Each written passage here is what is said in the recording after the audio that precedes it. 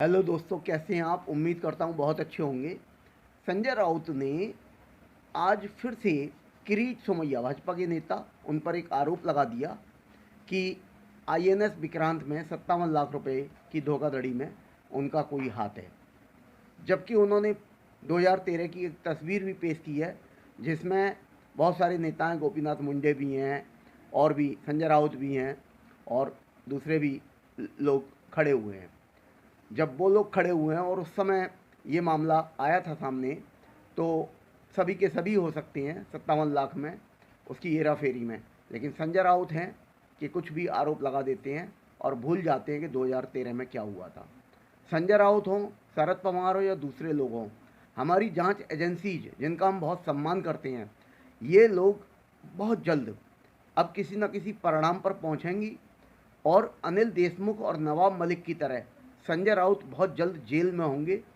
शायद शरद पवार भी अगर ज़्यादा चालाकी चलने की कोशिश करेंगे और ज़्यादा चालाक बनेंगे तो इन्हें भी जेल जाना पड़ सकता है। ये बिल्कुल तय है, क्योंकि इनके भतीजे अजीत पवार पर भी बहुत सारे भ्रष्टाचार के आरोप हैं। बहुत सारे, कभी बैंक के, सहकारिता बैंक के हैं, कभी किसी फ्लैट वगैरह के हैं। संजय राउत के अभी अलीबाग के फ्लैट, बंगले बहुत सारे सीज किए हैं ईडी ने। और ईडी जब से आई है, इन सभी भ्रष्ट राजनीतिज्ञों के लिए एक सिरदर्द बन चुकी है। वाकई में ईडी बहुत अच्छा काम कर रही है।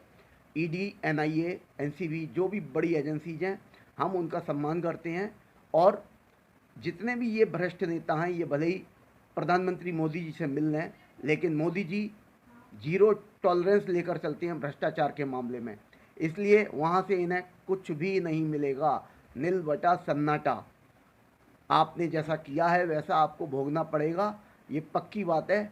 आपने बहुत मलाई खा ली और अब आपके दिन जेल में रोटी खाने के आ गए, क्योंकि कहा भी जाता है as you sow so shall you reap. आपने क्या नहीं किया। आपकी वजह से दिशा सालियान का केस अभी तक पेंडिंग है। आपकी वजह से सुशांत सिंह राजपूत का केस पेंडिंग है, क्योंकि पॉलिटिकल प्रेशर था और 21-22 महीने में सीबीआई आज तक किसी नतीजे पर नहीं पहुंची है। शर्म आनी चाहिए आपको। आप मासूम लोगों के किलर हो और देश के रक्षक बने हुए हो पॉलिटिशियन के रूप में। आपको जनता कभी माफ़ नहीं करेगी और एक ना एक दिन आप अपना वक्त जेल में बिताओगे, ये बिल्कुल तय है। शिवसैनिक भी हताश हो चुके हैं, निराश हो चुके हैं। और आने वाले समय में महाराष्ट्र की जब भी विधानसभा के चुनाव होंगे, आप किस मुंह से वोट मांगने जाओगे और जनता आपको क्या जवाब देगी, ये आने वाला समय बताएगा। और आने वाला समय आपको रियल, आपकी जो औकात है, हैसियत है, वो आपको दिखाएगा। थैंक यू दोस्तों।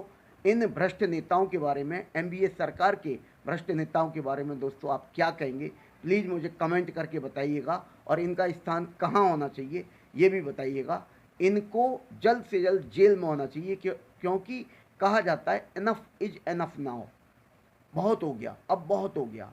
इन्होंने हद पार कर रखी है और उस हद को पार करने के बाद भी ये चाहते हैं कि कोई अब बड़ा हाथ हमारे ऊपर आ जाए, हम किसी भी तरह बच जाएं, बाई हुक और बाई क्रुक। लेकिन अब ये बचने नहीं चाहिए। सेंट्रल जितनी भी एजेंसीज हैं, वो सारे सबूत इकट्ठे करके कोर्ट में दाखिल करें और इन सबको जेल में भेजें, तभी एक आम जनता को राहत मिलेगी। थैंक यू दोस्तों, thank you. Have a nice evening. Thank you.